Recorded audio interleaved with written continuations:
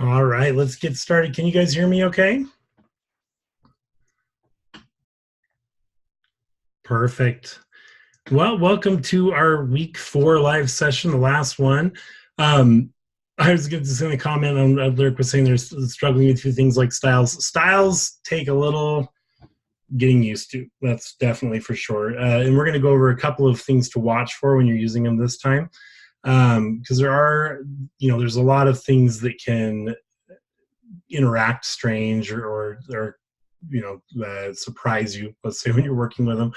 But that's one of the reasons why we drill them so much in the beginning, because they're the kind of thing that it would be easy to give into the temptation to just give up on them and stop using them. But if you push through that, they are well worth doing that for, because they give you just so much functionality and save you just tremendous amounts of time and effort. Oh, I'm glad to hear that, Julia. Yeah, I like InDesign a lot, definitely. Well, so first of all, I want to just let you guys know I had to take some medicine for my back this morning, and it always makes me a little bit lightheaded, so I apologize. I mean, I'm not bad, but just if you see me trying to remember a word for something, that's what's going on. But we should be able to get through this just fine. This week we are going to be finishing our demonstration of our newsletter. So we started the pages 1 and 4 last week. We're going to finish those off and do 2 and 3 this week. And we're going to go over, obviously, the assessment and the discussion for this week. And then I've got some additional functions and tools within InDesign that I want to show you guys that aren't necessarily ones that we needed for the work for this course, but they're going to be ones that you're going to use very frequently in other types of work. And so I just want you to be aware of them and have those tools available to you when those needs come up. So first of all, let's jump into the classroom here.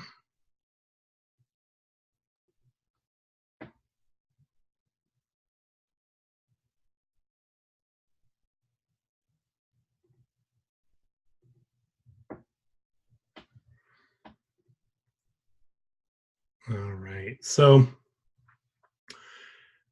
first of all, I've posted our learning coaches schedule for week 4 in here.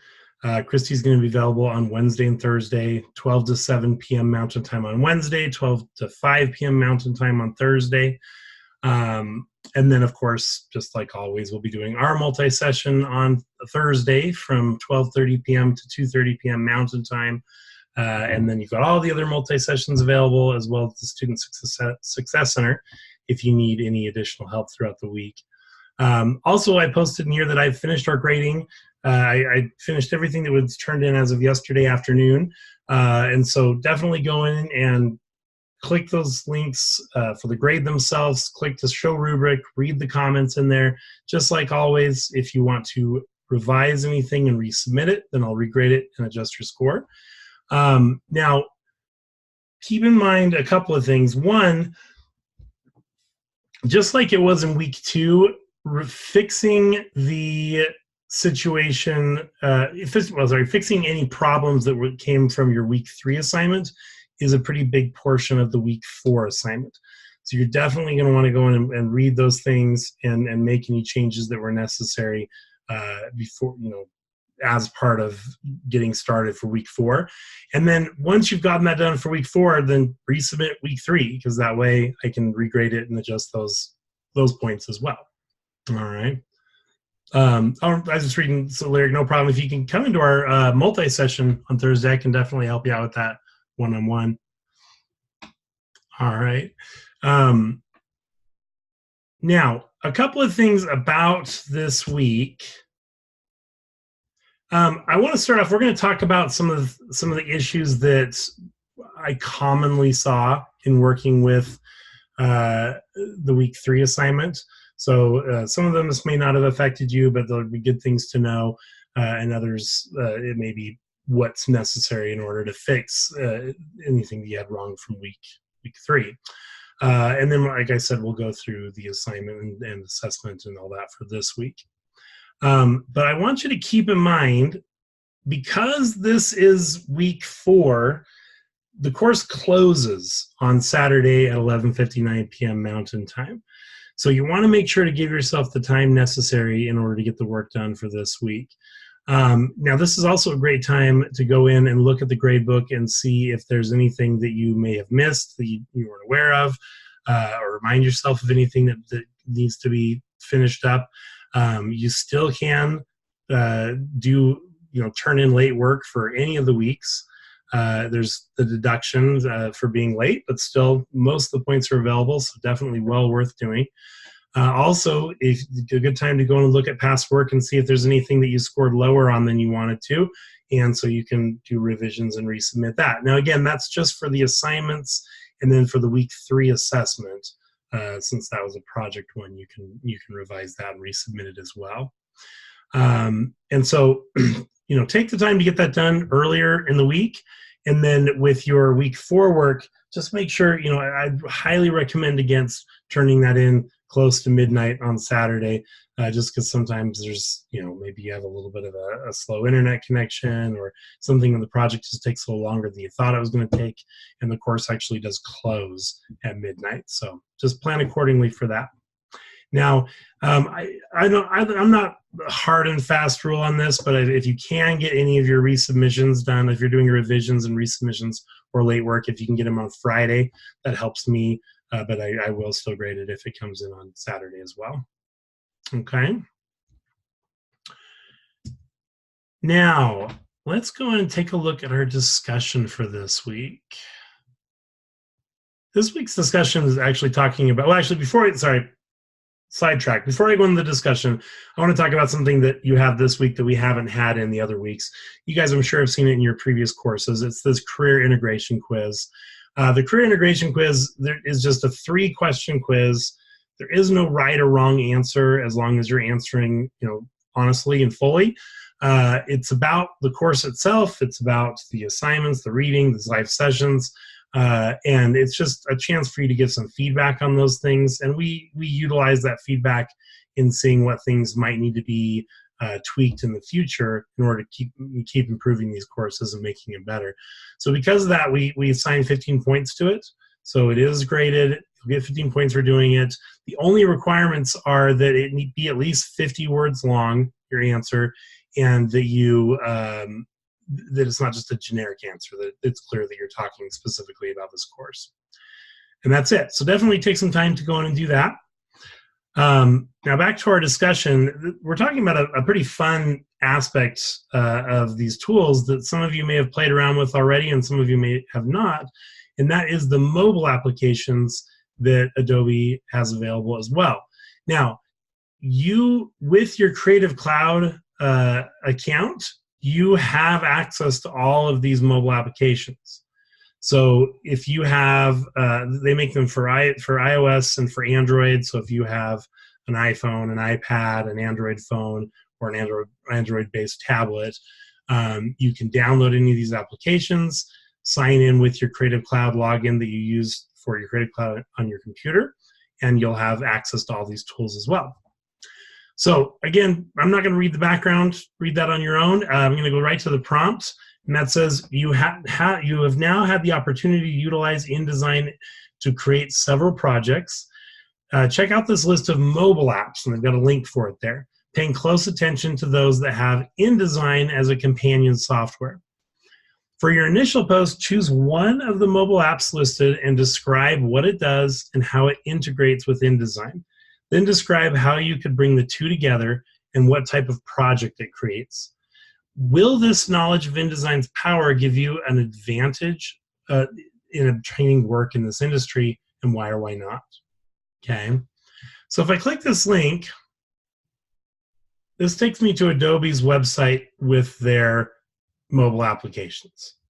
And you can see they're divided up into sections. You got visual storytelling, capture, design and illustration, photography and creative imaging, community, third-party apps, a whole bunch of them, okay?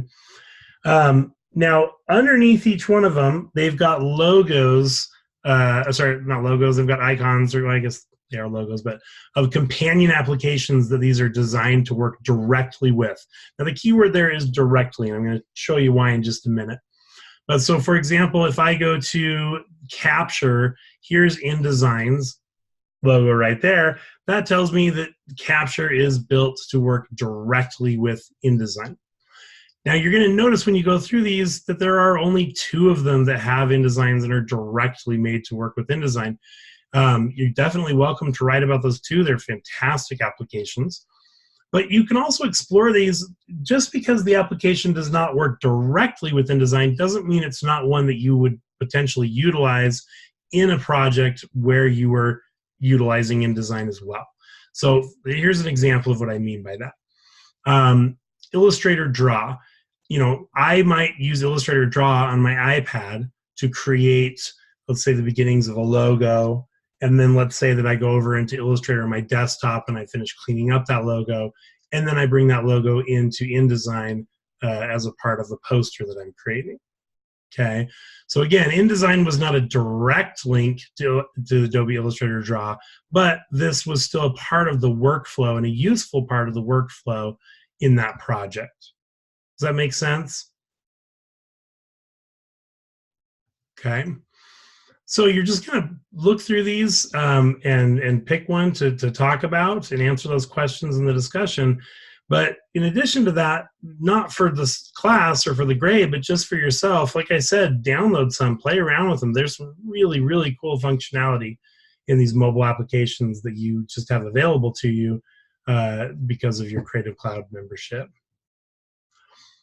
Exactly, Lyric. So if it's got InDesign listed there, what they mean by that is that there's a direct connection with InDesign. Like you're gonna go from Adobe Capture directly into InDesign as part of your project. Where some of these other ones, there might be an intermediary step, right? So for example, another example is I might go into Photoshop Express and touch up a photo and then save it to the cloud, and then go into InDesign and pull that photo as an asset for a project I'm working on. But it doesn't show InDesign as a logo there for direct connection. Yeah. All right. So just like always, make sure you're doing your initial post to this, your initial response to the prompt by tomorrow. So Wednesday at 11:59 p.m. Mountain Time. And then make sure you're doing at least 2 follow-up posts to your classmates' posts. Those should be at least 50 words long. And make sure you're doing some sort of participation on at least 2 days of the week for this. So any questions at all on the discussion for this week?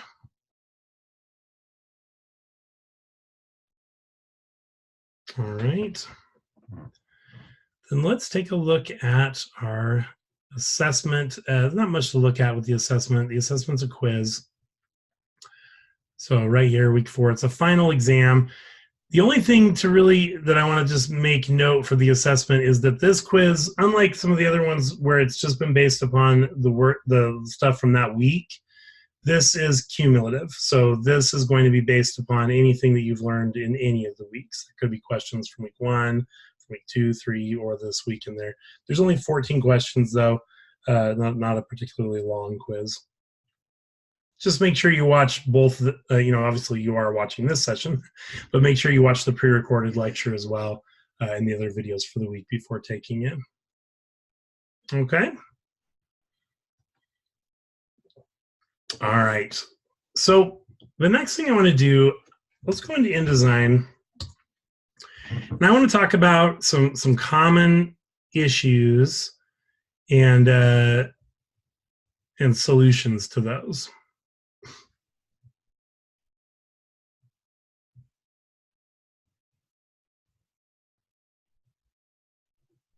Right. So one of the most common things that I see when people are starting to work with master pages is just forgetting that you're on the master page. Okay. So there's not really anything to demonstrate with that. I more just want to bring it to your attention and tell you to really try to pay attention to that. What happens sometimes is people will go on the master page in order to do the folio, and then they'll get a little carried away and they'll kind of forget that they were on the master page and not just on the regular pages, and they'll just keep designing. And then later on, when they're looking at their assignment, they can't figure out why certain things are on all of the pages that they didn't want to be on all the pages. Okay, so just make sure that you're really paying close attention to when you're on the master page versus when you're on your document, because that can get confusing otherwise. Okay. Now another thing, let's go ahead and just bring up some text here. And I'm gonna placeholder text in there. And let's go ahead and change the formatting. I want old style, bring it down to 11. Oh, selected there. I want old style, bring it down to 11. And we'll justify it. And now I'm going to create a style out of this.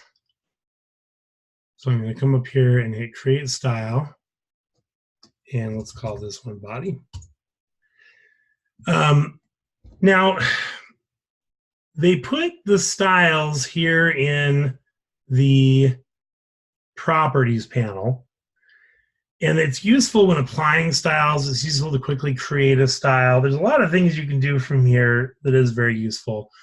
But there are still some advantages to the panel itself, the paragraph styles and character styles panel itself, that you don't really see well here.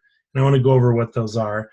Now, first of all, one thing that is common is I created that style, but I didn't apply it to everything. So you see now that I've got this text frame selected, it says mixed, because I need to actually apply the body style to all my text. So make sure that you're remembering that, when you've created the style, it still needs to be applied to the places where the style is used, including anything you may have been formatting when you made it. Now, if you're making the style like we did last week, where you're in here doing, setting it up in here, you can actually click this thing here that says apply style to selection, and that'll apply it automatically wherever you happen to be, so you don't have to do it again later. Okay, so that's one thing to watch out for. Make sure that you've got the styles applied as well as created. Secondly, so I'm going to go here and let's zoom in so we can see things better. Let's go ahead and make this red.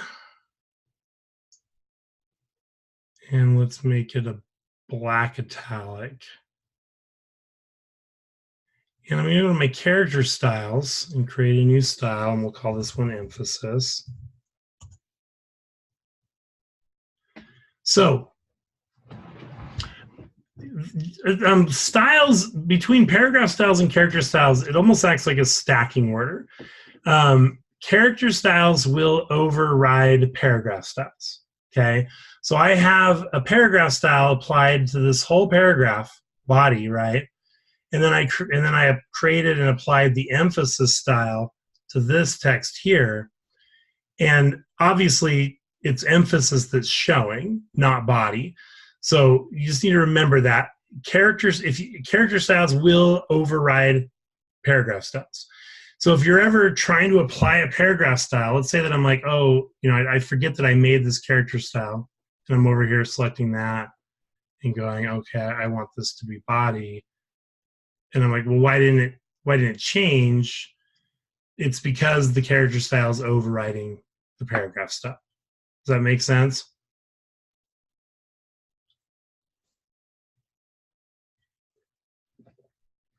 And character styles are not the only things. That's exactly where we're going, Christina. Yep.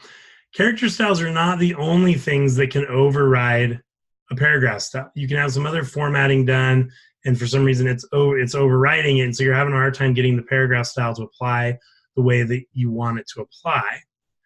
Well, so this is one of those places where the actual paragraph styles so the paragraph styles panel itself, sorry, is better than the one over here in the properties panel. Okay. Now in this case, because when it's a when it's a character style, the way you undo it is you just go over to character and you change it to none. Okay. So that's how you fix it if it's a character style that's causing the override. But let's say it's something else. I'm going to go here and let's just change that to bold. Okay. So I'm looking at this and I'm like, whoa, what's going on here? Why is that bold and the rest isn't? If you look in my paragraph styles panel, you see how there's a plus sign after the body? That plus sign means this is the body style plus some overrides. Does that make sense? It's saying, yeah, if I come down here, I just get body. If I come up here, I get body plus, meaning it was the body, but there's been some things that have been changed with it. Now, fixing that, if you don't want those changes, is very, very easy to do. All you need to do, in fact, if I hover on here, it'll tell me what they are. Oh, come on. There we go. If I hover on there, it says overrides, mixed overrides, okay? If let's go to a specific spot, override is bold there, okay? So it tells you right there, if you're wondering, well, so what are the overrides? Why am I getting a plus there? It'll tell you what they are. And if you don't want those overrides, all you need to do is hold down Option or Alt and click on the style again. And you see how that plus sign goes away and it takes me right back to my normal body style.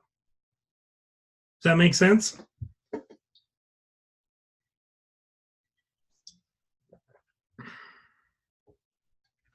So I find myself, I mean, as you can see, I have my character style and paragraph style panels out here. You know, this is nice for quickly creating a style or even quickly applying a style.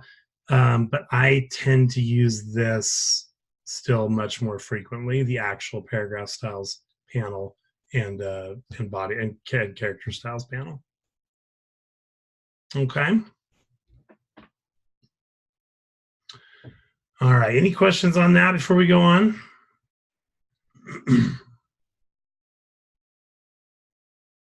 Yeah, I do too. All right. Let's see what other things. Oh, so let me open up my document.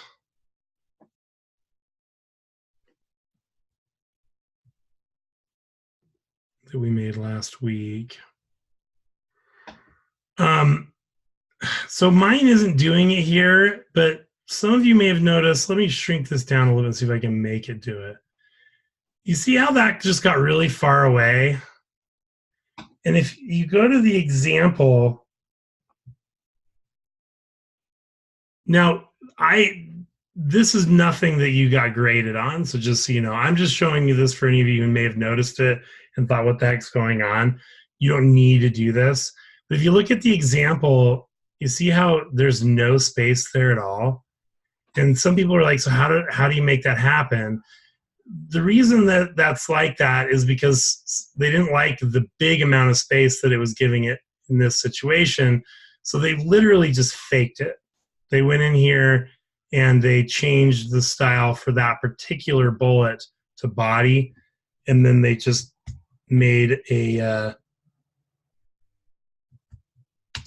fake bullet, stuck it in right there. So if you noticed that and wondered why it was activated, that's what it is. Again, though, I didn't want to complicate it when you guys are working on it, so it's not anything that was required or that I, graded in any way whatsoever on. So I want to show you how that bullets thing works. Now that we were in a real hurry doing demonstrations last time, I want you to see how the bullets work and why we created the style for that the way that we did. So I'm going to go here and I'm going to let's go ahead and place fill text in there. And I'm going to go to type, and I'm going to say that I want to make this a bulleted list. Now, this would work the same with a numbered list as well. Now, the way that a bulleted and numbered list is properly formatted, and again, there's exceptions to this rule, but in general, the properly formatted bulleted list, you notice how the text is all aligned with itself, not with the bullet. Like if I was just typing it and faking it, what happens is that the second, third, and fourth line of this would be aligned with the bullet, not with the first line of text. So when I use the actual bullet functionality, I get the right formatting. I get the clean line along my text, and the bullets all aligned rather than it jutting back and forth. Does that make sense? So always unless you very purposefully and specifically have a reason not to use the actual bullet functionality, don't just type it. Another reason to do that is that people tend to start their bullets with a tab. So I'd be like, yeah, that, and then tab. This is the first thing. And the thing is that a tab, like we talked about in week 2, a tab's default size is 1/2 inch out, and it just makes it much too big of a gap there. You don't want your bullet that far away from your text. Okay, so that's the other reason to use the bullet functionality. So, but going back to when we've actually formatted as bullets, if you remember when we set up our bullet style, part of what that style was, let's go back over here and take a look at it.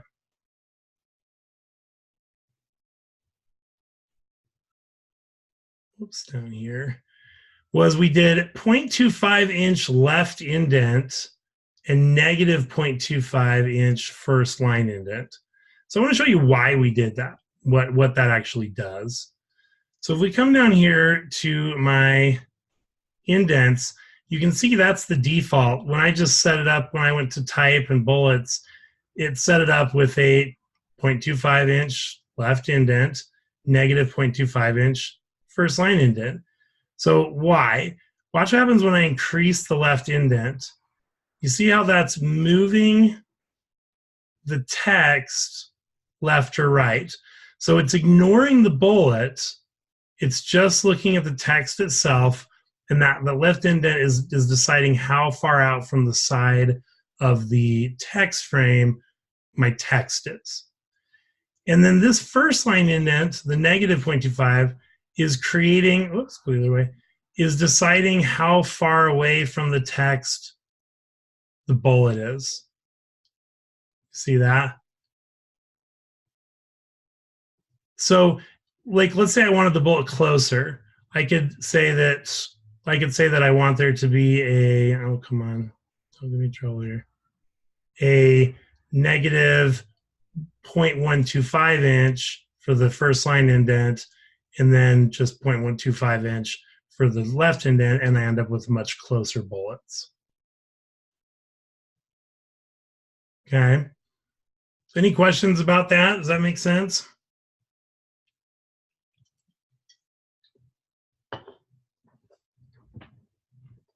All right. So, and then also one last thing, just always make sure you're looking down at this to see if you have any errors. And if you do, pop it open and see if it's, particularly keep an eye out for overset text. We want to make sure that we don't have that where you've got this red plus sign and some of your text isn't showing. And a lot of times, so I've deducted points if you had overset text that was because you were actually blocking some of your text with the text frame, like some of it wasn't showing. I haven't deducted points when it was, well, let's go ahead and just fill this like this. Let's just say you had it like that and you accidentally hit return a couple of times. And so I've grabbed it and just pulled it down to see if any extra text showed up. And if it didn't, I didn't deduct your points. But it's a good habit to get into, just to look to see if you have errors. And if you do, it's usually just that there's an extra return or two and you can get rid of them that way. So I'm just reading what Beth wrote here. To make them even, use a positive number. Yeah, exactly. The numbers should be the same, but you end up with a positive for the left indent and a negative for the first line indent. Yep. That's also called a hanging indent. You can actually do it, like watch this. If I come in here and say that I want to fill with placeholder text, and I'm going to select this, and I'm going to go 0.25. And that's called a hanging indent. So it doesn't have to be bullets, but it's doing it automatically for you with bullets or numbers, but with anything that'll create a hanging indent. All right. Okay, I'm trying to think if there was anything else I wanted to look at since we have a little more, or not quite as rushed. Let me go back to my example one. Just make sure some of you lost points for not adding in some padding between the text and the shape. And again, that's just by going up to object and text frame options and doing a little bit of inset spacing is what's going to give you that there. And make sure you're using, a couple of people had their grids and guides hidden. And again, that's going to cause you problems because now you can't see your margins, you can't see your column guides. You want to be able to see those. I definitely understand that sometimes you want them gone, but that's what the W shortcut's for. Just tap W when you want to see it without those for a minute, and then W again, and you'll have those guides ready for you. All right. There is one more thing I wanted to show you. I mentioned it very briefly, but I want you to be aware of it, that it's there. And it's the glyphs panel. So fonts have way more symbols generally than you have on your keyboard. Okay, the keyboards enact certain of those symbols, but you've got a lot more available within fonts. To view all of them, you can just click on Type and bring up the glyphs panel. Here it is here. The glyphs panel is based on font. So you see down here, it says I'm looking at Minion Pro Regular, just because that's what I already had it set. And here you can see are all the glyphs that are available, basically every single character that is available within that Minion Pro font. Okay, so lots of things that I don't necessarily type, like this arrow here. If I want one of the glyphs, I can go ahead and just double click it. And there it is right there, and it shows recently used up at the top. I can also search for them. So hit bullet, and there's bullet right there. So I told you guys that a really quick way to do that bullet was to do the Option 8 or Command 8 to give you that. Some of you did Shift 8, which is the asterisk. I didn't deduct points for that, but the Option 8 makes it so it's in the middle, like a bullet. But the other way to get that would be just to bring up your glyphs panel and either search for it by typing bullet, and there it is, or scroll through it.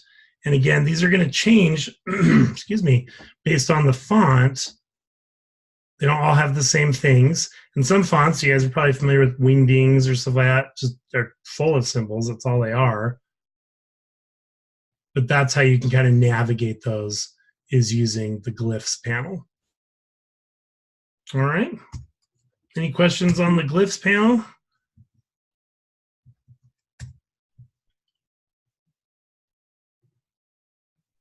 Okay. Then let's move on and do our demonstration of what we're going to do for the week 4 assignment. Let me pull up class here.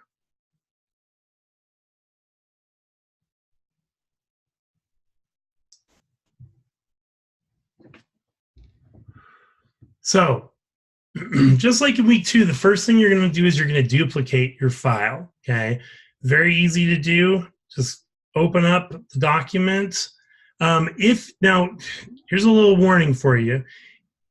You see how I've got saved over here my my original file that I just saved before I made a package, and then I've got my package, and that package has a copy of that original file in it.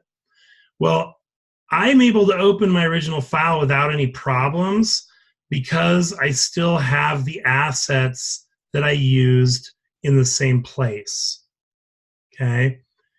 If I had trashed those assets and I tried to open the original file, I would get a warning saying it couldn't find, there's some images, linked images that it can't find, that sort of thing. And the solution, well, one solution would be that I can just go into my package and open it from here, since all that stuff is in my package already. But another solution that actually, before we go on to that, this is a really good thing for you guys to know about. So I'm going to quit InDesign so it doesn't really see what I'm doing. And I'm going to trash these assets that I downloaded. And now I'm going to open up InDesign.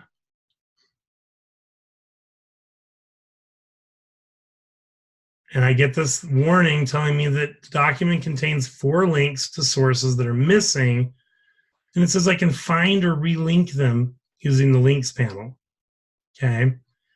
So in this scenario, again, the original files that I used are gone. You can see I've got a little question mark here, question mark there, question mark here, and a question mark on the flag. Those 4 are the ones that are missing. Now I could go re-download those. In fact, I'm going to because I need them for this week. So I'll come over here and re-download them. Or I could have linked them over to the example folder ones. So they're, in here I've got those files right here. But all I need to do in order to reconnect them, it automatically found them. But all I would have had to do is I go to links, and these links would have had a little exclamation point to the right of them right there. And all you would do, in fact, I want you guys to see what it looks like. So I'll re-download those in a sec. But for now, let's look at it the way when it's broken. So I'm actually going to just pull these assets onto my desktop. So I have to relink them. Okay, so you see I've got these question marks here. I was thinking it was this exclamation, but they changed it.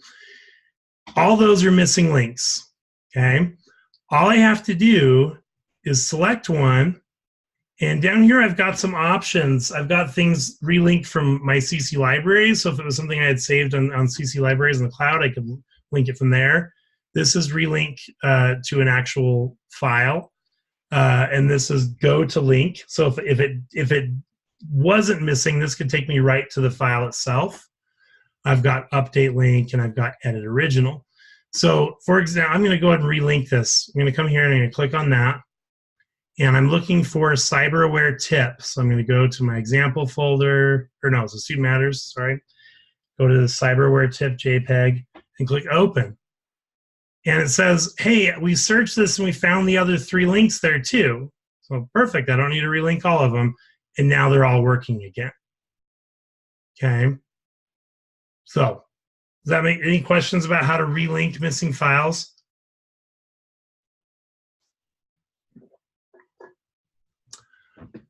Another really handy thing. Oh, let's see. There we go there.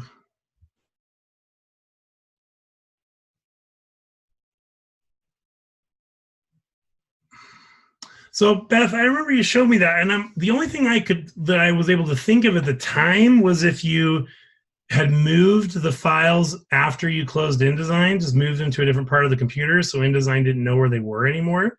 Like for example, if you saved it to your desktop, if it's every files like that, I would recommend contacting Adobe's support. And just so you guys know, you should all know this, you have access to their like enterprise level support, their highest level support.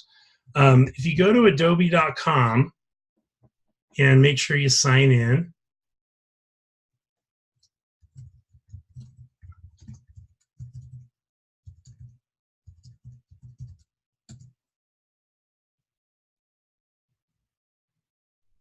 Oh yeah, that would do it definitely if you weren't connected to the internet and had it saved in cloud storage.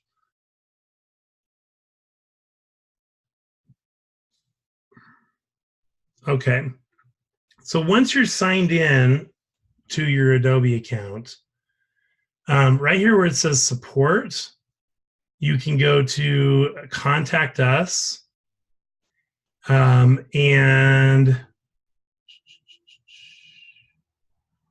let's see, this is a new thing.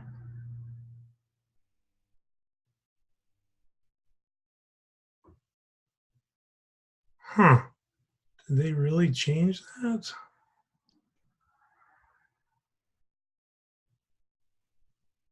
Sign in for admin support.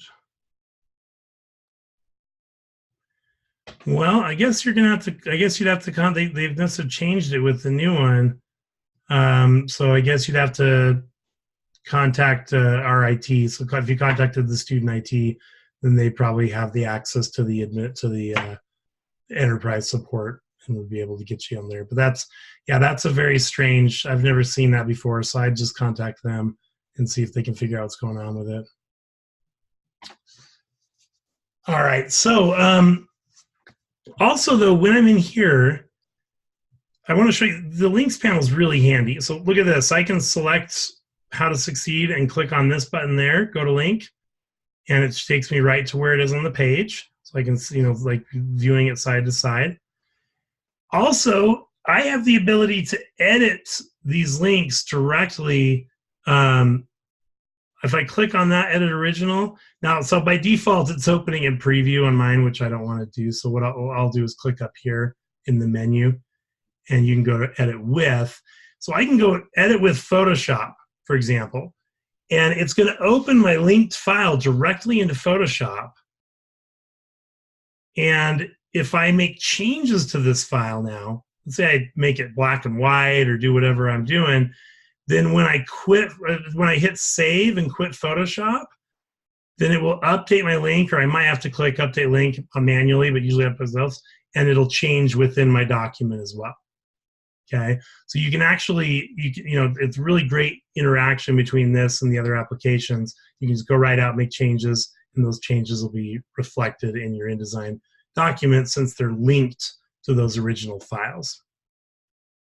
Okay. Yeah, it's really nice. Okay, so the first thing we're going to want to do, we want to make a duplicate of our folder. I'm going to go ahead and just pop this back in my downloads. Oh, it's giving me that stupid message. Yes, I'm sure. Okay, so very easy to duplicate it. I'm just going to go File, Save As, and just rename it so it's assignment 4 instead of 3, and hit save. And now I've got my original file still, but I've got the new one as well. And what I'm working on is the new one when I do it that way. And now I'm all ready to start working on the week 4 assignment. Okay. So what I want to do though, based on time, let's take a 15-minute break real quick. And then when we come back, we'll finish the demonstration of the week 4 assignment. All right. After I relink it, since I moved my folder, InDesign's like, come on, not again. All right, there we go. All right, so let me just set a timer here.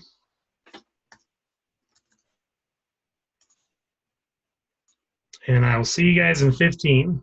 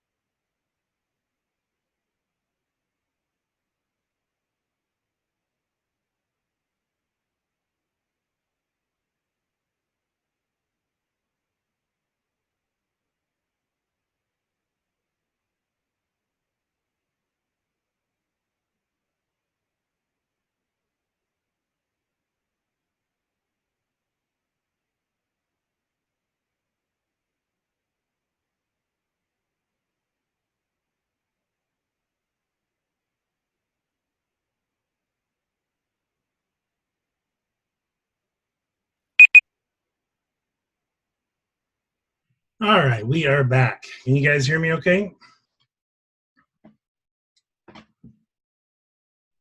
Okay, great. So let's continue on then and make pages 2 and 3. Now what you're going to see is that this is going to go so much faster than last week's did because of the fact that we've got all of that pre-work done. Because we've done the master pages already, because we've done the styles already, the baseline grid already, then a lot, that work is just finished and ready for us to place things into it.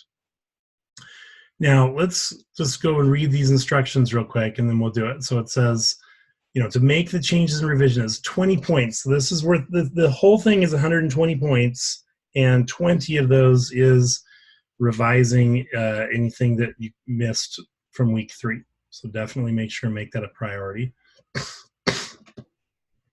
Now it has the link to download these assets, but it's the same one you downloaded last week. So it says download the articles and photographs below if you've not already done so. So you don't need to download them again if you still have those ones. You have to use all the text provided. You have to use all the photos. You're trying to make this as close as possible. You can make little changes in the style sheets if you need to in order to make things work. Again, I'm going to show you, you don't really need to, but if you run into a situation where you're feeling like you do, then that's fine. Just nothing drastic. We want this as close as possible.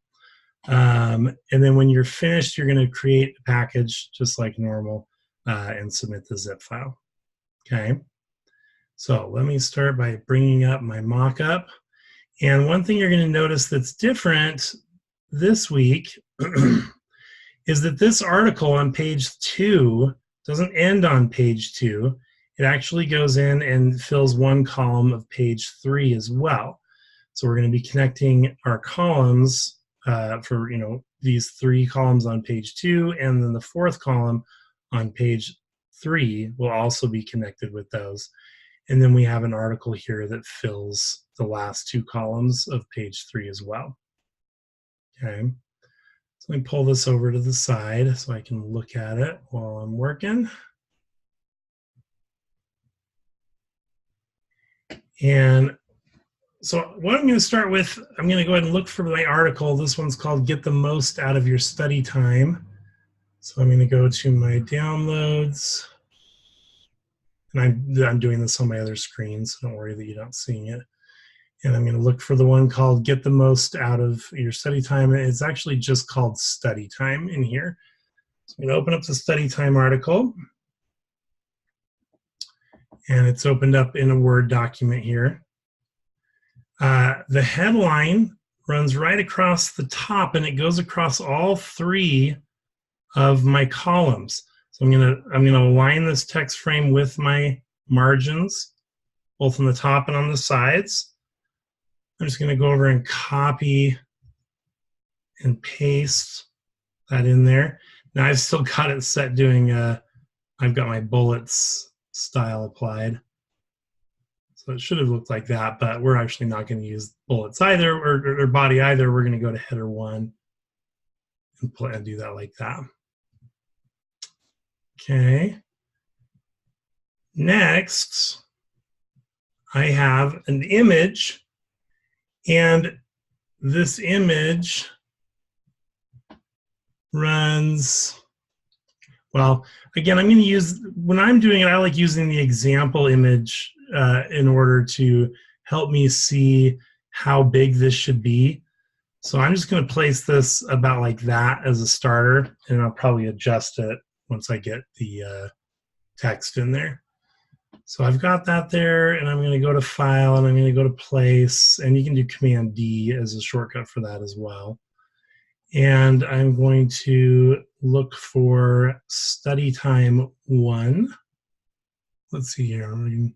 Should header text be margin to margin or slightly spaced after the E in time? There's a slight space after the E, Lyric. Yeah, it's, if you look at the example, it's left aligned. So I ran the text box margin to margin, but I have it left aligned, so you end up with a little bit of space over there. If I were to justify it, then it would pop it all the way over. All right, so I'm going to place that image in there, study time 1, and then I'm just going to click the one that says fill frame proportionally to get that set in there. And that looks pretty good. Now, let's get my text frames ready for my article. So I'm going to go to this first one, and I'm going to just run it like that, and then I'm going to hit escape. And I'm actually just going to make a copy of this. I'm going to hold down Option and drag off 2 copies since they're all the same size. Then I'm going to go to my first one and click that box that's not quite in the lower right, but the second one up from the bottom, and come and click on my second one, and then do the same thing on my second column and go and click on my third text frame. And then we have one more. I'm going to click on that same box on the third text frame and come over to the first column of the next page and drag one there. And now I have my 4 columns, all of which are connected. Now, I want to kind of set, again, I'm thinking of repetition, right? I want some consistency, and around this image here, I've got a 0.125 inch offset, and around this image, I've got a 0.125 because I know the inset on this frame was that. So I'm just going to go ahead and just to be ready for that, I'm going to go to my text wrap, turn it on, and I'm just going to give it a text wrap, an offset of 0.125. That way I know that my text will get pushed down a little bit and won't get too close to it. Now I'm going to go back to that article, and I'm going to copy the rest of the text. And I'm going to come in here, and I'm going to paste it. Now, I've got a lot I need to do here. It's defaulting to my bullets style, so let's go ahead and put it back to body to start. And I've got some things that I need to get rid of, some filler stuff that they did, like, for example, these fake bullets. I come in here and just get rid of the tab and the bullet there. Also, some of these have 2 spaces after them. Now, again, like I said in previous weeks, if I were setting this up, I wouldn't have done spaces at all. I would have used my paragraph panel to do the space after. That's the correct way to do it. I'm not the one that set this up, and so we're just going to go with what they have. So don't worry about that, but just so you know, that's how I would do it if I was doing this technically correct rather than having returns here. But at the very least, I want to make sure that I don't have 2 returns in places where I should only have 1. And notice I've got extra returns after all my paragraphs except for the bullets, because the bullets don't have extra returns. They're all just right up against each other. So now that I've got that done, I'm just going to go and apply the correct styles where I need to. So this first paragraph is a drop cap style. And this Your Approach Matters is a subhead style. So is Your Environment Matters. So is Schedule Matters.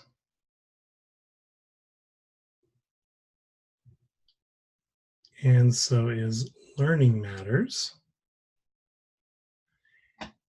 And then my bullets start after this. There are ways to improve your mindset, though. They run to here. So I'll just go and change that to my bullet style. So far you can see just how fast and easy this is for me to get my content in the way that I want it.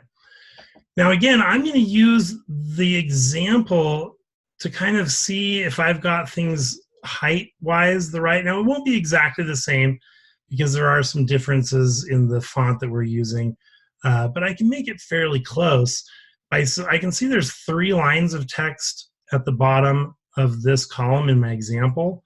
So I'm going to go to my image, and I'm just going to make the frame a little bit smaller so I can get those 3 lines of text there, and then it's all looking exactly the same. I've got one bullet down there. That's looking great. Now, the reason there's all this extra room there is there's a picture at the bottom of the 3rd column in the example. So I'm going to go to my text frame, and where it actually hits is the line that says certainly be more interesting than. So that's right there. So I'm going to go ahead and I'm going to just put it right here. And I'm going to turn on my text wrap before I even put a picture in it, so I can make sure that it's everything's the way I want it. That looks good. Now I'm going to go to File, and I'm going to go to Place, and we're going to look for Study Time 2. And again, I'm going to go just click the one that says to fill the frame. I'm going to do the content aware fill. So it puts it in a little more. Oh, now I can leave it like that, but if you notice my example, it's actually up to the top of his head. I'm not gonna be grading that nitpicky when I do yours, but when I'm doing these, I love just getting it as close as I can to the original. I think it's kind of fun to just play around with it and see how close I can get that. So I'm going to just adjust that in there so it looks a little more like that does. All right, so that fast and easy. I've got page 3 done, page 2 done, and I've got the first column in page 3 done. Any questions on that so far?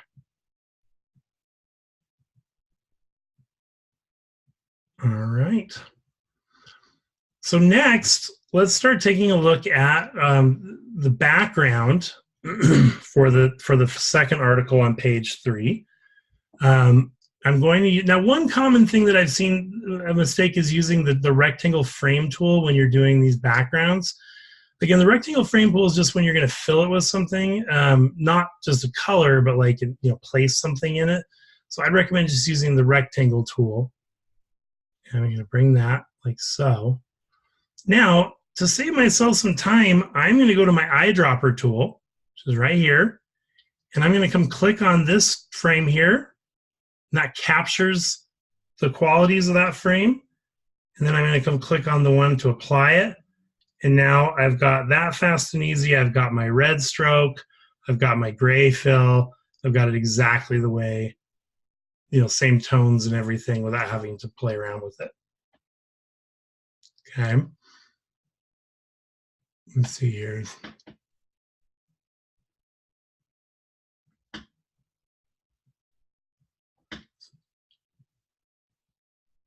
So that's a great question, Lyric. And actually, I'm going to take just a sidetrack and answer that in some detail. So Lyric's asking, when you get a job for a client, you won't have these assembled folders with images and such to copy.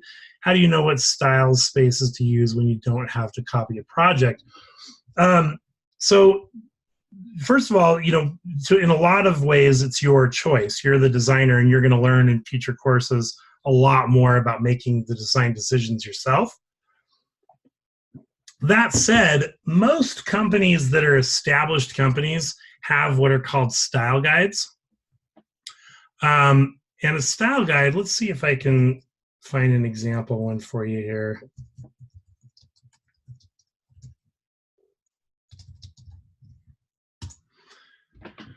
So a style guide is basically a book, and some of them are thick. I mean, if you're working for a big company, these are very thick, very detailed books.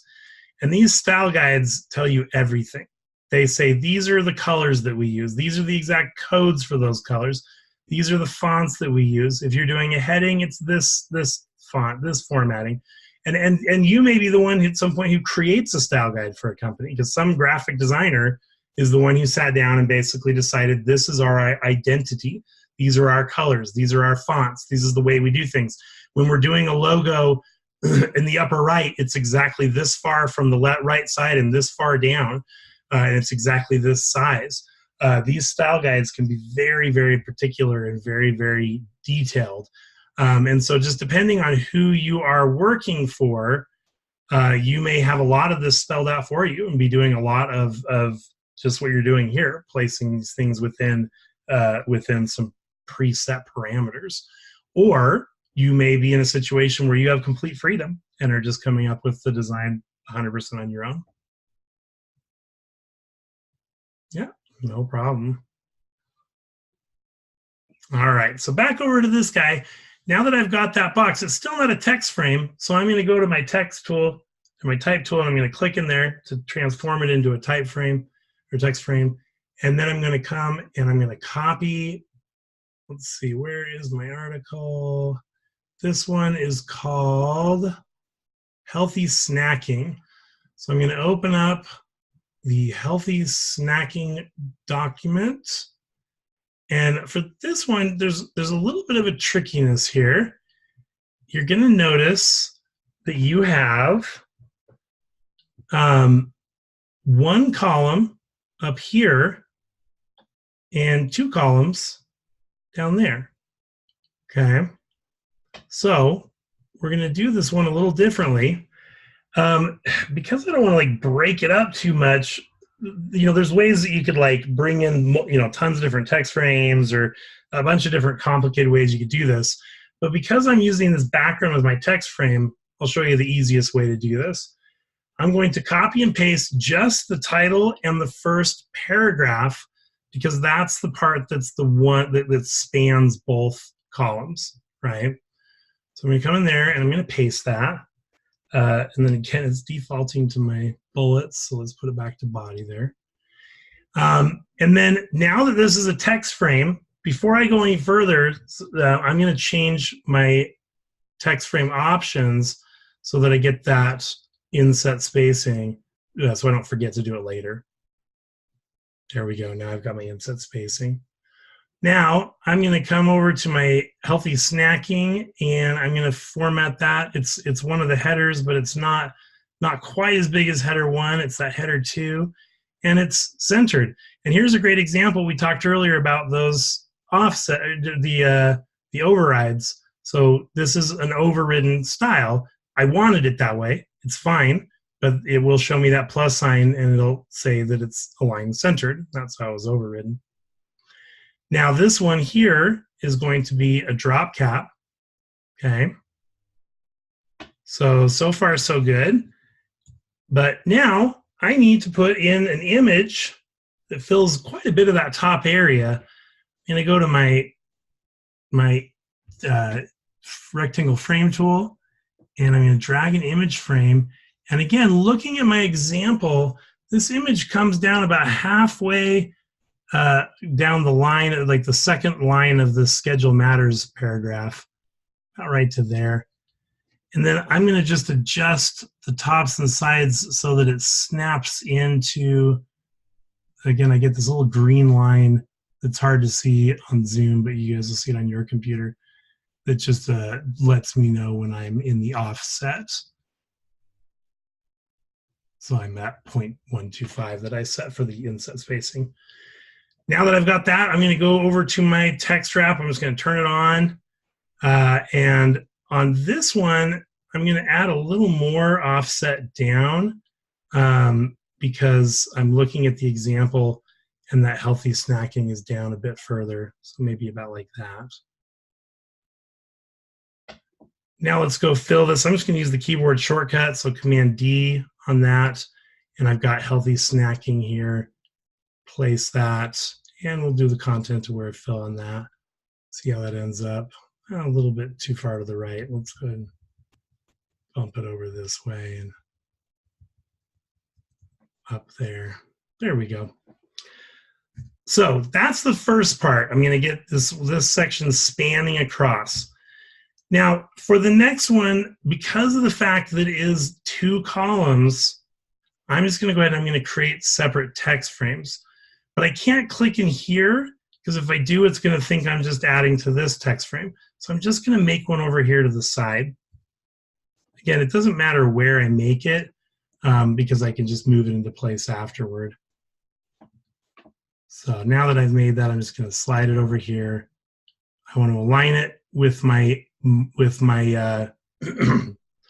gutter between my columns, and then I'm going to just resize the top, or sorry, the bottom and the sides, so that I get that, again, that little green line that tells me that I'm lined up with my offset spacing. Now I'm going to hold down Option or Alt and just drag and copy it over to this side. And again, I want to make sure that I am aligning perfectly to my margins, or my gutter, sorry, and then to my offset. And there I've got that set. Now I'm going to just link these two. Click that square down there and click it on this one, and now those are linked. And I'm going to go back over to my Word document. Now, this is kind of funny. Again, I didn't create these files, but this happens in real life too, where maybe the author wrote it in a way that's not the way we're going to lay it out. But you'll see that it's got numbers, not bullets. But in the example, it is bullets, not numbers. So I'm just going to go ahead and get rid of these entirely. I would have anyway, even if I was switching it to numbers. But numbers function very similar to bullets. You get to them just by going to type and bullets and numbered lists and just do numbers. But again, we have a style set up. I would want to set, if I was going to do numbers, I'd want to set up a numbered style, which I don't have set up. I'm going to go ahead and use my bullet style so it matches the example. And now I've got that. And I'm just going to take a look and see, based upon my example, it looks like this should be just a little bit smaller. So that dip is the last word there. Like so. And I'm going to just shift. I'm going to go to that and add a little more inset spacing, or offset spacing, sorry, down, so that it is closer to that. And then the last thing I need to do is put in my image, but the image, if you look at the example, is up top here. So it's not going to go down in that empty space. It's going to go up at the top of my text frame. And it's actually a little above it, which isn't my favorite design, but again, I'm going to copy it. Let's bring it down to the line wonderful. That's where it's showing it goes to in the example. Let's see if that, I don't think that's going to leave enough room for my text, but I can adjust it after the fact. So let's go Command D to place, find my Healthy Snacking 2 photo. And so right now I'm seeing a few issues, or one issue in particular, and that is I didn't align it to the inset on the right there, and I definitely want that. Let's turn on my text frame. And so right here, I'm seeing an issue that it's not leaving enough room for all my text. So I'm going to bring this up a little bit and continue to do so until it shows all my text. My offset spacing, oh, it's just doing top. I want to leave all those the same, but I'm going to reduce that a little bit so it fits in there right. And then I'm going to go here, and again, I'm going to try that content aware one, and then just kind of manually adjust it until it looks the way that I want it to look. And there we go. That is the entire assignment, page 2 and page 3. So as you can see, I was able to spend a lot more time playing around with fine details, right? Fine placement and stuff like that. But the things that would often be a headache or take me a lot of time, like formatting my text or like doing my folios down here at the bottom, they're just done for me because of the fact that I did my styles last week, and because of the fact that I set up master pages last week. So from here, all I would do is just, again, double check that I don't have any errors down here, and I don't. Glance everything over there, looks good. And I'm going to go to File, and I'm going to go to Package. Now, from here, you would just package it normally and submit it. And that's the end of it. I'm going to show you something that you don't need to do, but it'll be useful in the future. But before I do that, any questions at all on the assignment?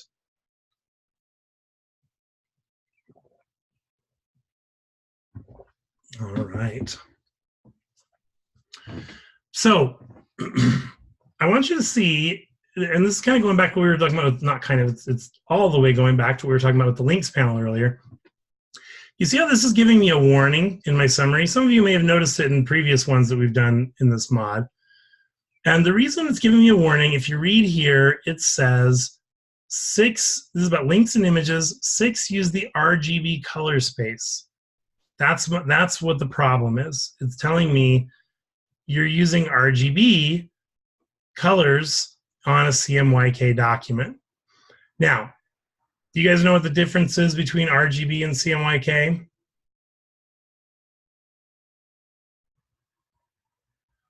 Okay, so give me just a brief summary of the difference between those two. Print and web, yeah. It's a little like, think of it more of ink or light, because it used to be just web, and now there's so many ways we do it. But basically, the CMYK is the color model for creating all of our colors using inks. So when we're printing things, and then RGB is our color model for when we're creating colors out of light. So computer screens, phone screens, projectors, all that kind of stuff. Okay, and yeah, if you combine the if you remove RGB colors, you get black because they're light, right? So it's like if you're shining all those colors, you're going to get white, and if you remove them, you're going to get black.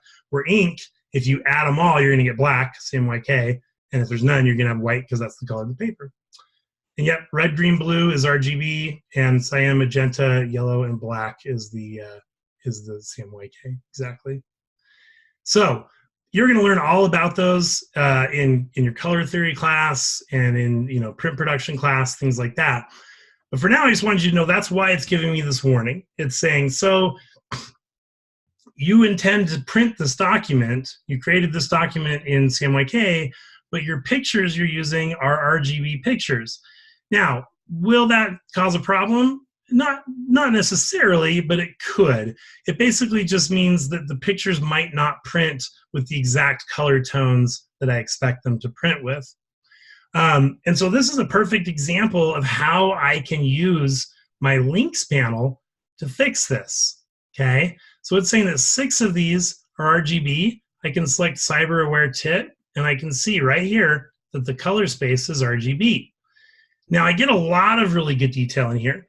Who can tell me what your resolution has to be for printing something, for printing a photo? Does anyone know what the resolution needs to be? 300, exactly. And for a screen, it needs to be at least 72. So this is also something useful in here. This is telling me that my actual PPI, that's points per, or pixels per inch, is 300. So the photo that I used here is the right resolution. It's telling me that my effective PPI is 2,347. The reason is because I shrunk my image, right? I squeezed my image smaller, so it's saying, you're actually going to print this at 2,347. So you're well above what you need to be, so that's good. The problem is when you're under what you need to be. So this is also useful. Let's say that I threw an image on here. I'm actually just going to create a new document to show you this. Let's just say that I came in here and I made an image frame, and I went and placed this Blues Brothers image in there.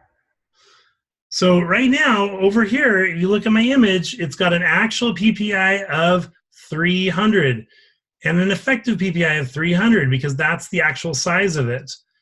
But let's say I'm like, okay, now I want to fill that frame, so go ahead and fill frame proportionally. Awesome. Over here, my effective PPI is now 94. So this is telling me it's not going to look good if I print it. However, if I was planning on throwing this on the web, it's going to look just fine because I'm over 72. Okay, so that's another really useful thing in my links panel is seeing if my resolution is where it needs to be for my intended output. Okay, but going back over here, let's see here. Yes, absolutely, Beth. Yeah, I could select this right here and go to my links panel and click on that and say edit with until I want to throw it into Illustrator. Yep, exactly right. So I'm going to go to this cyberware tip that's RGB, and I'm going to say I want to edit you with Photoshop. And it's going to open up Photoshop for me.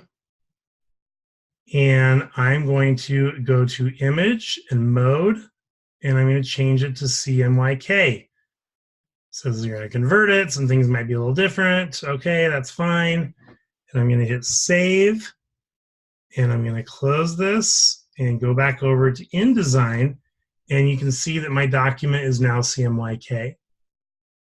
Okay, so you see how you can make those edits really easy to your links, and they just show up right in your document the way you wanted them. Yeah, it's extremely useful. So I'm going to go through and just really quickly change all of my images to CMYK. And again, don't forget to save because it is opening the actual file. So if you don't save it, it's not going to stick around. Now I can, just so you know, if I go to my preferences and to, where are you? Is it file handling?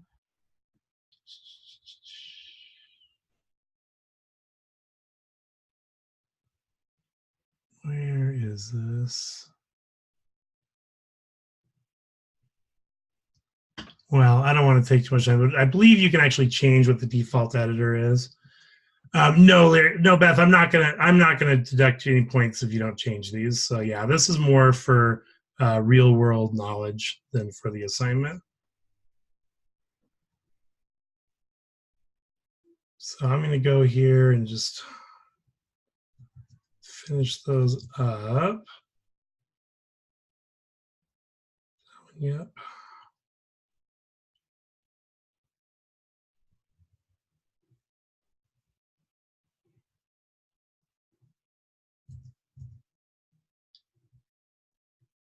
And this should be the last one.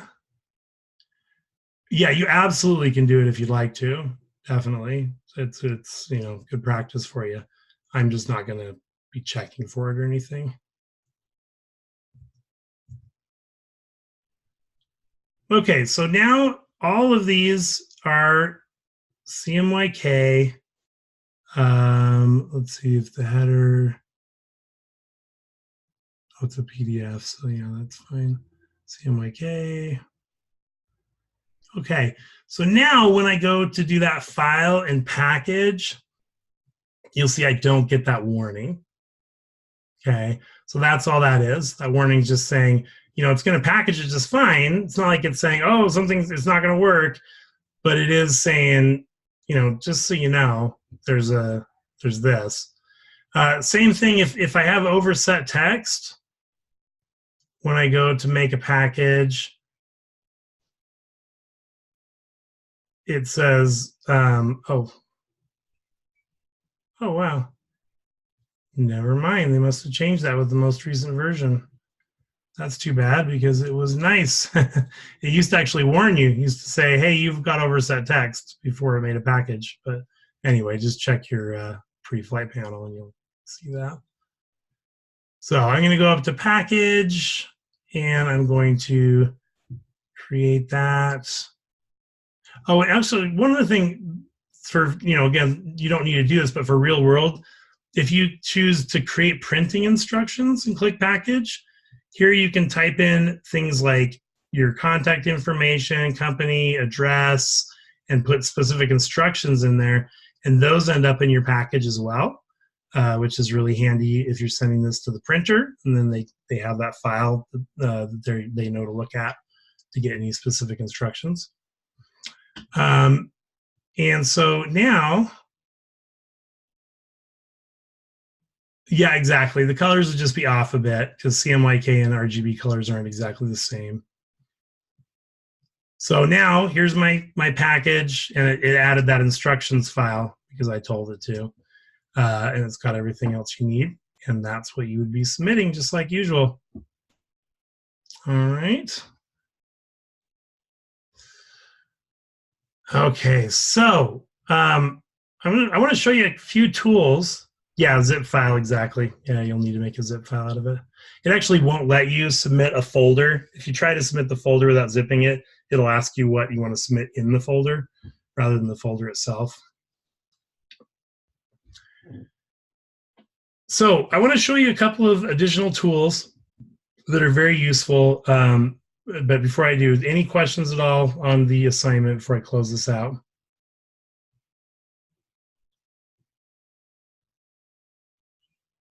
All right. The easiest way to make a copy of the folder, right-click on it and just choose duplicate. And there it is.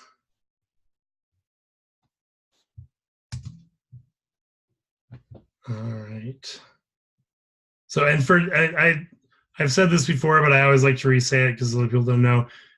If you're on a Mac, right-clicking is just clicking with 2 fingers on the trackpad at the same time. If you're using a mouse, the mouse works just like normal, right-click. But if you're on the trackpad, you just click with 2 fingers at the same time. All right, let's make a new document. And let's talk about some additional things that we can do in InDesign. Let's just go to a default print document. So, a couple of useful things. One, I want to show you something with underlining. And I know that's kind of funny because it's not like we do a lot of underlining, but this is kind of cool. So,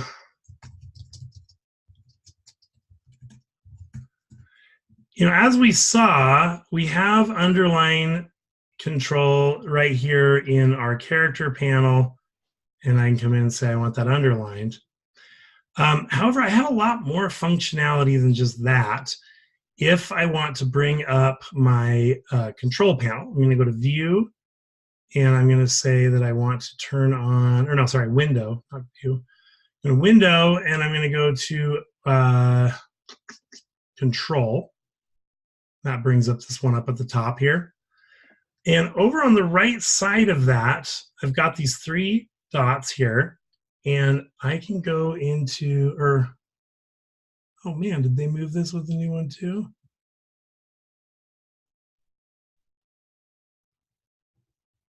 Huh.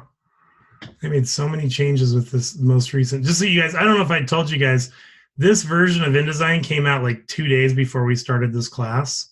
So in a lot of ways, I've been relearning where things are right at the same time along with you guys. So let's see if we can figure out where they moved this to. Yeah, exactly.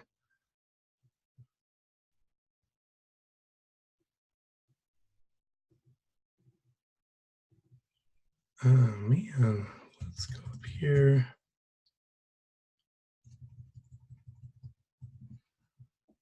Well, that is really strange.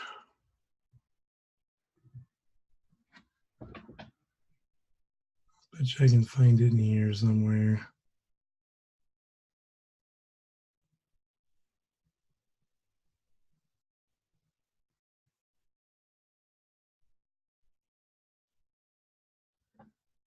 Well, that is absolutely bizarre. Oh, here we go. It showed up once I had it underlined. Okay, so turn on the underline first, and then it's there. So just like I told you, turn on the control panel, click these 3, and you've got underline options, okay? Underline options give you a lot more functionality than just sticking an underline under there. For example, I can decide how thick that underline is. Maybe I want it to go, let's preview this. Maybe I just want it to be a very thin 0.2. I can decide how far, or I can't even see it at 0.2, let's do 0.5. I can decide how far underneath it is or how close it is to it. I can choose the color of the underline. I can choose what kind of an underline it is. A lot of different functionality when working with underlines rather than just saying a quick underline. All right, so that's one thing I wanted to show you guys. Another thing, I'm going to go ahead and turn back off my control panel. This is a really niche tool. It's not like you're going to use it a lot, but when you need it, there's nothing like it. It's so cool because there's just really no other way to do this so simply. In order to demonstrate it, I'm going to create some rectangles. To make one here. And let's fill that and have no stroke. And I'm going to make one here. And I'm going to make one here. Now, you know, as we talked about like repetition, things like that, we spend a lot of time getting these things to be placed exactly the way we want it a lot of times. So I'm going to go over to my properties panel, and here I can see the width of this one. I'm going to make it exactly 4 inches wide. And this one, I'm going to have the left side. Anyone that took Illustrator with me already knows about this. We're going to talk about in a second.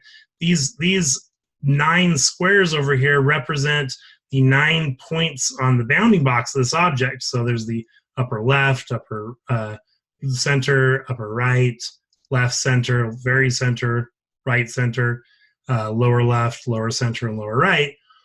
And it's based upon this X and Y. So X is how far to the right something is, Y is how far down something is.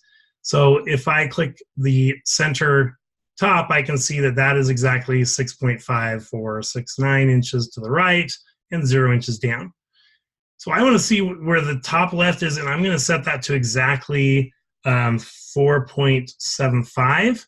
So I know there's exactly 0.75 inches between these objects, right? I know that one goes out 4 inches. That one starts at 4.75. So there's exactly 0.75 inches between them. Now I'm going to do the same thing down the bottom. So with this one, I'm going to choose what the height is. Let's say that I want this to be 5.25, okay? And then this one, I want to know where the top is, and I want it to start at, let's see, since it's going down, let's have it at 6. Okay, and now I'm going to just resize these so they're fitting in the page again, and resize this one so it's aligned with that. Okay, so I just made quite a bit of effort to make sure that I have this exact 0.75 inch gap between these two up and down, between those ones side to side, right? But it is a gap. It's not a shape. It's just a gap in the paper. Well, we've got a tool here called the gap tool. The letter U gets you to it. I'm going to click on that. And with the gap tool, I can go to any gap and I can move the gap. So I can, let's say that I want this more over there and I want that up like that. So yeah, rather than having to play around with the individual rectangles and try to make sure they're all staying with the right dimensions and all that, I can just move the gap. I don't need to worry about any of that. I can just slide that gap around to how I want it, and the rectangles act accordingly. Yeah, it's really useful. If you don't have something down here, then the gap tool just controls the whole area down below. And same with side to side. All right. So yeah, again, very niche. It's not like every project you're going to be whipping out the gap tool, but in the situations where you need to manipulate something like that, it's extremely useful. Any questions on the gap tool?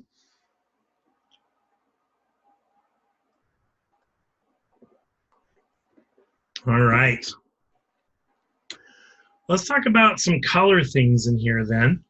One in particular, I'm going to go ahead and place a photo.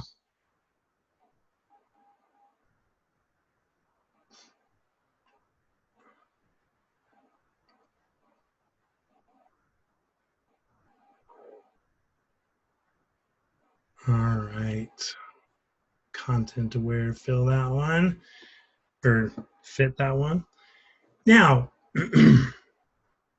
when we're working on creating custom palettes, yeah, Mr. B's back. When we're creating custom color palettes for our work, there's lots of different ways we can do that, right? We've looked at how you can go here and you can go to your libraries.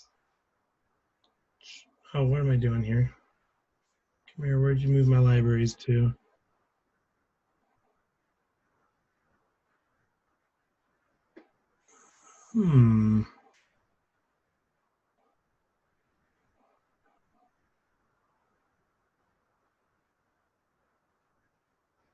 Interesting. Maybe I have to load the actual swatch panel now. Or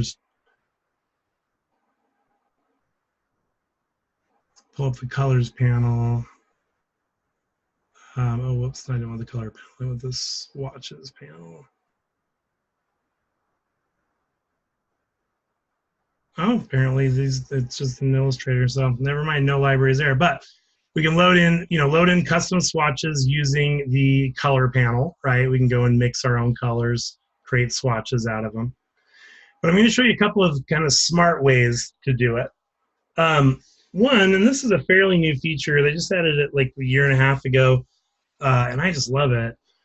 Underneath the eyedropper tool, you've got a tool called the color theme tool. Okay. Now the color theme tool, it's a pretty nice design trick when you're creating a color palette to utilize colors from a photo, right? If you've got a photo that's going to be prominent in your design, then why not use some colors that are also in that photo so it ties together? Again, repetition. So there's a couple of ways I can do that. One, I can come and just click on the photo altogether with my color theme tool, right? And what it's going to do is it's going to find the most common colors in that B. And I've got some different, oh, nice, good job, Beth. I've got some different, like bright, theme, dark theme, just some variations it's giving me, right? And just so you know, when I'm working on a new project, the very first thing I do is I go to my swatches panel and I say, select all unused swatches, and I say delete. Because you generally aren't going to use your default swatches. You're going to use your own palette that you create for this. So now I've got this nice fresh thing, it's just got the black, white, and paper and registration. And so if I like this one, right here, I can click it to add it to my swatches, or I can click this one to add it to my Creative Cloud library if I have it available in other documents as well. I'm going to click to add it to my swatches, and you'll see that now I've got this colorful theme group with all those ready for me to use. Okay, so that's one way to utilize the color theme tool. Now here's another way. You'll notice a lot of those have black because there's a lot of black in this photo. But maybe it's more the colors that I'm interested in. So maybe, for example, I want it to be tied directly to the B. Well, rather than just clicking on the photo, I can click and drag over an area, and it will create color themes based upon just the colors within that area. Okay, so that can be a really useful way to get a more precise color theme. Maybe I want these whites and pinks there. Pull those out like that. Maybe I like the bright one. Okay, so that's the color theme tool. Again, it's fairly new, but a really useful tool. And then the other thing is in the window, I am going to go to my CC well, let's go to color, and I'm going to go to my Adobe color themes. And Adobe color themes is got a bunch of stuff built into it. So here I've got this create, and I'm working with a color wheel. You're going to learn in your color theory class a lot about these color rules. So let's say I'm working with a triad color rule, and then I can come here and I can play around with the positioning of these things. So around the circle is my hue, meaning the rainbow basically, and then the further in I go, the less saturated it is, meaning adding white, and the further out I go, the more saturated it is, more of the pure color. And then down here I can play around with going darker, tinting it, shading it. Okay, and so I can create my own themes this way. I can also go into Explore, and I love this one. So let's say that I was working on this image, and I could come in here and I could just search B. And what this is other people who have created color themes. When you make your own color themes, you can, and you save them to, like, let's say you save a color theme to your libraries. It asks you, do you want this to be shareable? And if you say yes, then that means it just is available in here for other people who might be looking for color themes. Let's say I'm doing a job at a very technological company. I'm just going to type technology. Or maybe I know that I want this to be very blue. I'm just going to type blue and take a look at some of the cool themes people have put together they've used the word blue in the name of it. And if I find something that I like, maybe I like this blue stuff one, click those three dots. I can edit it if I want to do more, change it some, but I'm just going to add it to my swatches. And now in my swatches, I've got my blue stuff theme. Okay, so there are just a couple of ways that you can, put together your color palettes for your projects, so you're not relying upon the default colors so much. All right. Any questions about any of that?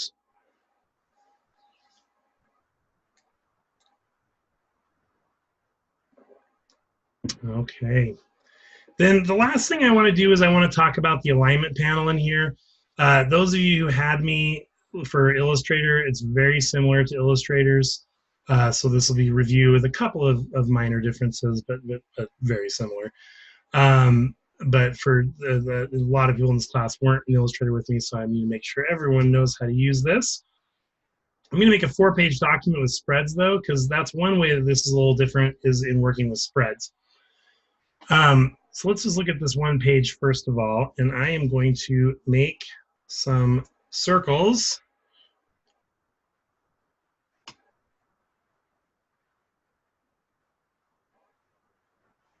All right, so here I have my circles. When I select multiple objects, I get an align panel right here. If I click these three dots, I see the entire align panel. I'm going to bring out the align panel just because I don't want to click those three dots over and over and over again. So I go in here and I go to Objects and Layout and bring up Align. Here it is here. Okay, but it's the same as you do over here. So first of all, I'm going to look at what we're aligning to. So we've got a bunch of options in here. I'm going to start with Align to Selection. And we're going to start with this top row, which is the actual aligning of objects. Since I chose Align to Selection, it is aligning within this bounding box. So this rectangle that you can see around my selection, that's what it's using as its guide for alignment. So I've got align left. If I do that, you'll see they'll all get pulled over to the left side of that box. Align center, all to the center of that box. Align right to the right side of the box. Same with top, center, and bottom, utilizing that box as my align to. Now I can go to align to margins, and it's going to do a similar thing, but it is paying attention to the margins now rather than the box. I've got align to page. Now it's going to ignore the margins and it's just going to align to the page itself. And then this one, if you had me for Illustrator, this is one of the new things, align to spread, because we're working with spreads in here.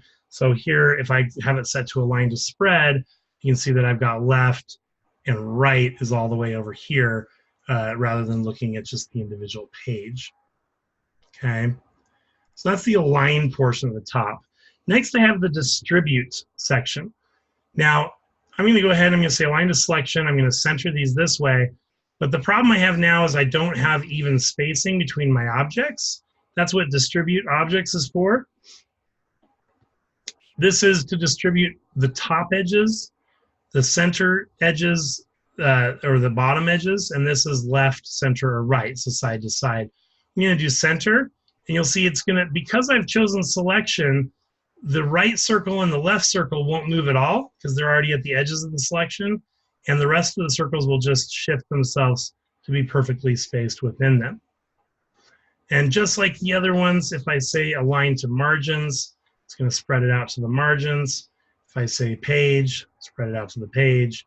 And if I say spread, it's going to spread it out all the way across the spread. Okay. Now, before we move on to the next one, let's take a look at the one I keep skipping over in here, which is align to key object. The point of that is, let's say that I have a circle that I have put exactly where I want it to be. So I've used these, things we were talking about earlier, the X, Y. This circle is exactly where I want it to be. I do not want it to move. So I'm going to select all these, and I'm going to choose align to key object. Now, this circle just got a thick blue line around it, which tells me that it thinks that's the key object. So I'm going to click on this circle to make it the key object. And now I'm going to say align centers, and you'll see they all moved except for this one. And now I'm going to say to distribute horizontal centers. Now, notice they all just got sucked into there.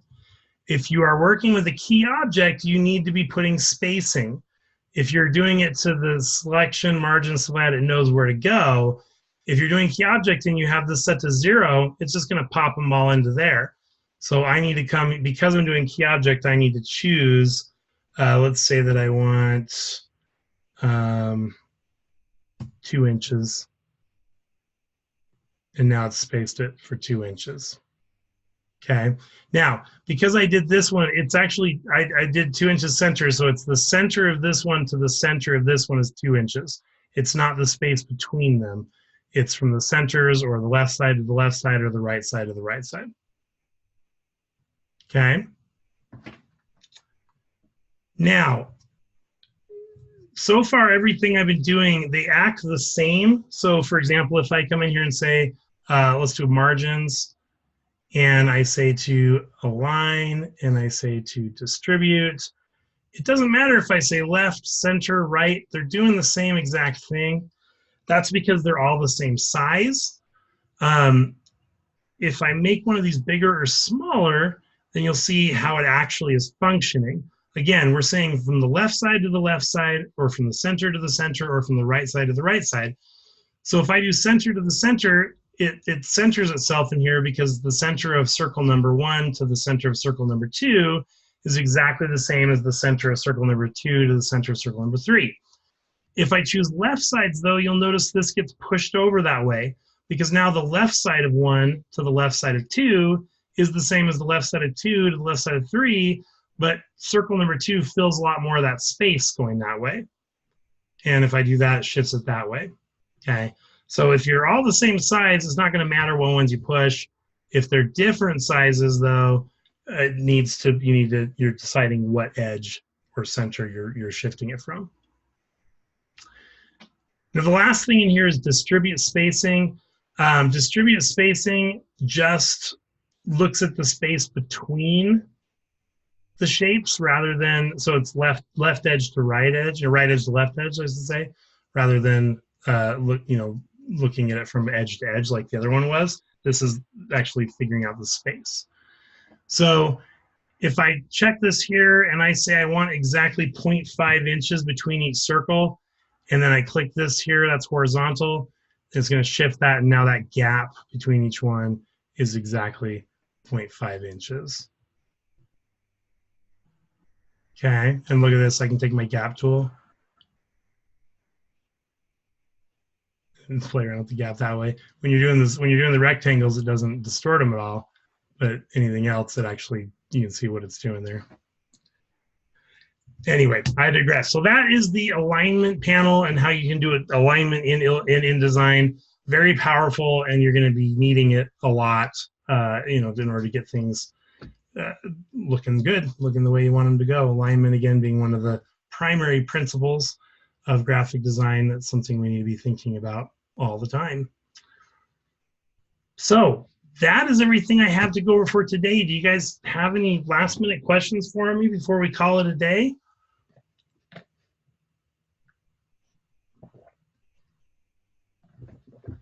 All right. Well, thank you guys too. I really appreciate you guys coming to these live sessions. It's always really nice to have a group in here that's asking questions and participating with it. Makes my job a lot more fun. Well, good. I'm glad you thought so, Christina. Again, InDesign is a very powerful tool, and you guys are going to use it in a lot of your classes. So you guys really seem to have gotten these tools down very well. All right. Well, you guys have a great rest of your week. Again, remember, we're having the multi-session on Thursday. So if you need some help from me, pop in there, or you can email me or call me if you need help. And then you've got all the other multi-sessions throughout the week with the other instructors that are available. Christy available on Wednesday and Thursday. And just make sure you've got everything in by the Saturday at 11:59 p.m. All right. Thanks, guys. You have a great rest of your week, great rest of the mod, and I will talk to you soon. Bye.